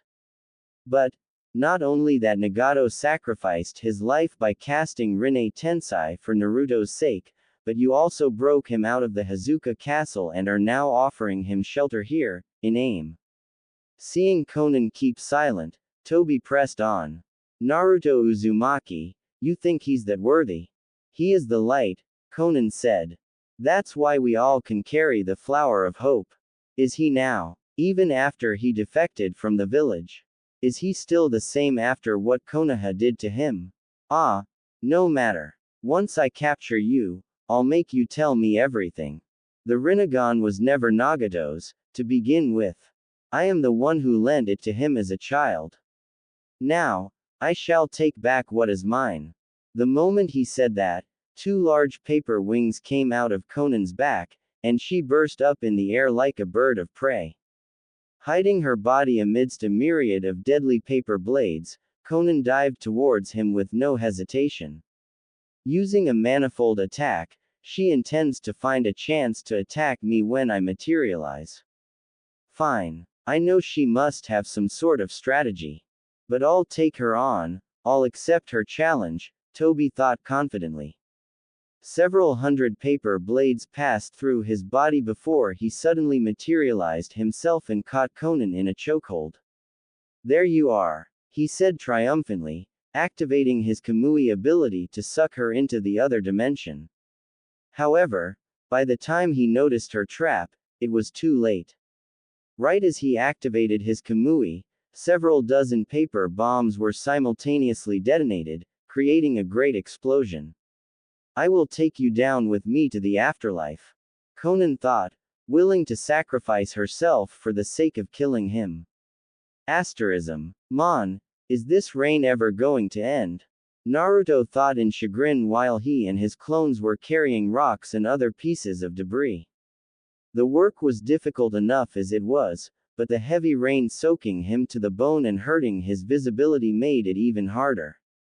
Dispelling his clones, Naruto staggered as he made his way to the tower to take shelter from the rain. Being able to create hundreds of shadow clones was great, but the drawback wasn't light, to say the least. All the exhaustion accumulated by his clones was transferred to him after they were dispelled. As he huddled up in a corner, his clothes drenched from the rain and his body dead tired, the sound of rain almost lulled him to sleep. But then, a loud explosion booming in the distance made him jump to his feet. What's going on? He said, and, not minding the rain anymore, he swiftly ran to the top of the tower to get a bird's eye view of the village. Even with his high vantage point, however, due to the heavy rain, he couldn't see traces of an explosion in the vicinity. But then, a chain of explosions started blasting one after another, eventually melding into one single extremely loud sound. It's coming from the lake, he thought, and threw himself off the tower, starting to run as fast as he could. As he sprinted towards the lake at his highest speed, what Gaara had told him several days ago came to his mind. I received word from Konoha last week that they have started sending search parties for you. Shit. He cussed and forced himself to run even faster. Did Konoha send a team to attack AIM because of me? He wouldn't be able to forgive himself if something happened to the land of rain because of him after everything that Konan had done for him. But when he finally came out from between the sky-high towers and saw the expansive lake of Omegakure, he involuntarily stopped in his tracks, stunned at the sight before him. As far as his eyes could see, an enormous crack seemed to have ruptured the large lake in two. My God, he muttered under his breath when he realized that, at that moment, the lake of Omegakure did not consist of water but that it was made up of paper bombs. It was the most terrifying thing he had ever seen until then. Just imagining what it would be like to fall into the crack that split the sea of paper bombs made his back break into a cold sweat. It was as if the apocalypse had come. It took no more than 10 minutes for the billions of paper bombs to finish exploding, but for Naruto, it felt like an eternity. Asterism. My sacred paper emissary technique has come undone. I didn't expect it to take this much chakra, Konan said as she knelt on the surface of the water, trying to catch her breath. At least, Madara is dead. Toby completed her sentence as he unexpectedly appeared from behind. A disturbing squelching sound was heard as he stabbed a metallic rod into her back, piercing out through her stomach with it. The shock of seeing Toby still alive was so great that Konan almost didn't feel the pain from being stabbed momentarily. How? You should be dead. I ran the simulations over and over. I was sure that this sequence would work. Toby pulled his makeshift weapon out of her back and kicked her away. Izanagi. I told you not to underestimate the visual prowess of an Uchiha, girl. You have miscalculated. Just like you miscalculated when you chose to betray me for Naruto. In the afterlife, you and Nagato can commiserate about being fooled by Naruto's nonsense. Although he was speaking confidently, Toby too was on his last legs. The first explosion when he tried to suck Konan in with his Kamui had made him lose his right arm and left him greatly wounded, and in order to survive Konan's 600 billion paper bombs, he had to sacrifice his left eye too in order to activate Izanagi and rewrite his fate. There is no such thing as true peace. There is no such thing as hope. Nagato only believed in Naruto because he wanted to find solace in his pathetic existence.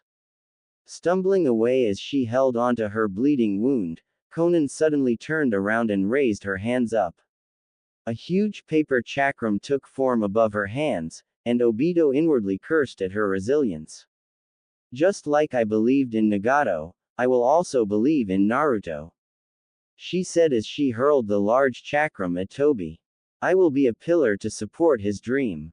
Nagato and I never truly believed in your goal. You are darkness. Just like you used us for your plan, we have been using you too all along. And with that, half of her body dispersed into a swarm of shurikens. Even with the visual prowess of his Sharingan, it took Toby several good moments to dodge and block all the projectiles thrown at him. But he was slowly closing the distance as he did that.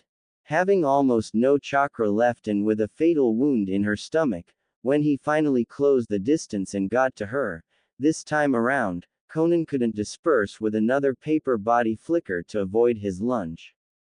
You called me darkness. Well then, I shall make you wilt, Toby said, his voice filled with killing intent as he grabbed her by the neck and strangled her. He had never expected he would almost die and be forced to use Izanagi in a place like this. He had never taken Konan seriously, much less think that she had designed the almost perfect strategy to defeat him. Konan. A scream came from the side, and Toby only had time to turn his head towards the voice before someone's shin smashed into his forehead. The strength behind that head kick was so high that Toby was sent flying and stumbling for over a dozen meters over the water like a skipping stone. Konan. Konan. Are you okay? Konan. Answer me. Naruto said in a panic as he stopped her body from sinking into the water and took her in his arms. What did you do to her, asshole? He screamed at Toby, who was now getting back to his feet. What did you attack her for? Despite the orange mask that was still obscuring the bottom half of his face, Naruto could tell that the Uchiha was enraged. I had not been prepared for this scenario, Toby said, but it was more to himself rather than to Naruto. Due to not taking Konan seriously, he had almost paid the price with his life, and, on top of it all, he had not foreseen the situation where he would have to face the Nine-Tails Jinchuriki in battle while he was in such a deplorable state, on his last legs while missing an eye and an arm. I took you too lightly. I should have known you would have an ace up your sleeve. After all, you were a member of the Akatsuki too. You have won this time, Konan. Savor the victory while it lasts because I will be back. You can't run from me. You cannot hide from me. I will be back soon, and I will take what is mine. Leaving those parting words behind, Toba's body disappeared in a swirl as he teleported away. Asterism. A few hours later, Naruto was sitting in the hospital's waiting room, wrenching his fingers from worry while Konan was undergoing surgery. Fortunately, Toba's metal rod had not damaged the spine, and it had hit too low to puncture the lungs or other vital areas, but it was still a grievous wound. It had broken a rib and perforated her stomach too. It wasn't Konoha.